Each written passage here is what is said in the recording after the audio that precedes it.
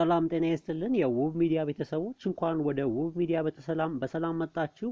ዛሬ ከምናነሳቸው መረጃዎቻችን መካከልም አቶ ጀዋር መሐመድ ከኬሜን ጋር በነበረው ቆይታ በጤና ባለሙያዎች ጉዳይና በተለያዩ ጉዳዮች ያነሳቸውን ዋና ዋና ሀሳቦች ወደ እናንተ የምናደርስ ይሆናል። አቶ ጀዋር መሐመድ ከኬሜን ጋር በነበረው ቆይታ በወቅታዊ ጉዳዮች ላይ ሀሳብ ሰጥቷል። ይህንን ሀሳብ ወደ እናንተ እናደርሳለን። አቶ ጀዋር መሐመድ ከኬሜኒ ጋር በነበረው ቃለ ምልልስ በርካታ ጉዳዮችን አንስቷል። በተለይም ወቅታዊ የሆነውን የጤና ባለሙያዎችን ጉዳይ በስፋት ያነሳ ሲሆን ጥያቄዎችም እንደ አንድ ፖለቲከኛ የኔ ጉዳይ ነው ብዬ የምከታተለው ጉዳይ ነው ሲል ገልጿል። በተጨማሪም ደግሞ በአንድ ፖለቲከኛ ይህንን ጉዳይ የኔ ጉዳይ ነው ብሎ ካልያዘ ነገ ወደ ምርጫ ሲሄድ ተቀባይነት ላላገኝም እችላለሁ ሲል ነው የገለጸው። የጤና ባለሙያዎች ጥያቄ ከዛሬ 6 ጉዳዮችን ከዛሬ 6 ዓመት በፊት ማንሳታቸውን ገልጾ የጤና ባለሙያዎች አንድ የጤና ባለሙያ 10,000 ብር መክፈል ማለት አንድ የጤና ባለሙያ በአስማት ኑር ወይም አስማትና አስደማሚ ነበር ገልጿል። በተጨማሪም ካነሳቸው ነጥቦች መካከልም የድሮን ትርኢቱን አስመልክቶ ያነሳው ጉዳይ አለ። አቶ ጀዋር መሐመድ በቃለ ምልልሱ ጊዜ የድሮን ትርኢቱን በተመለከተ በርካታ ጉዳዮችን አንስቷል።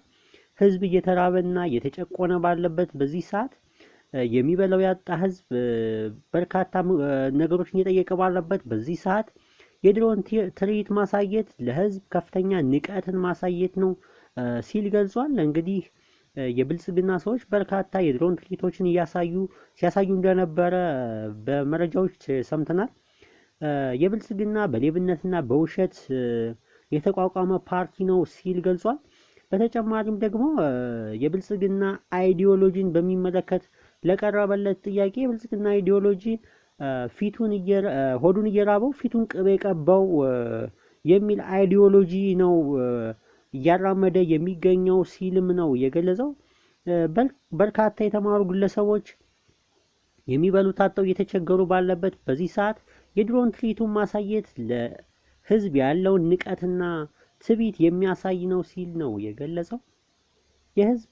የህዝብ ብሶት ከምንም ጊዜ በላይ እየተባባሰና የጤና ባለሙያዎችም ጥያቄ እየጠነከረ ባለበት በዚህ ሰዓት በርካታ ጉዳዮችን ከተመልካቾችም ጥያቄዎች ቀርበውለት ሲመልስ መቆየቱ ተገልጿል። የህዝብ ብሶት ከምንም የማይቆጥረው ብልጽግና አሁንም በጎተራና በተለያዩ አካባቢዎችም መፈናቀል እንዳለ እየተገለጸ ይገኛል።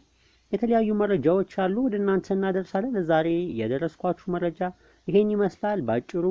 አቶ ጀዋር መሐመድ በጤና ባለሙያዎች ጉዳይ ያነሳቸው ዋና ዋና ነጥቦችን ነው ወደ እናንተ እያደረስኩት። ለዚህ ቻናል አዲስ ከሆናችሁ ሰብስክራይብ ብታደርጉ፣ ላይክ እና ኮሜንት ሼር ብታደርጉ ትጠቀሙበታላችሁ። ፈጣን ወቅታዊ መረጃዎችን ወደ እናንተ አደርሳለሁ። መልካም ጊዜ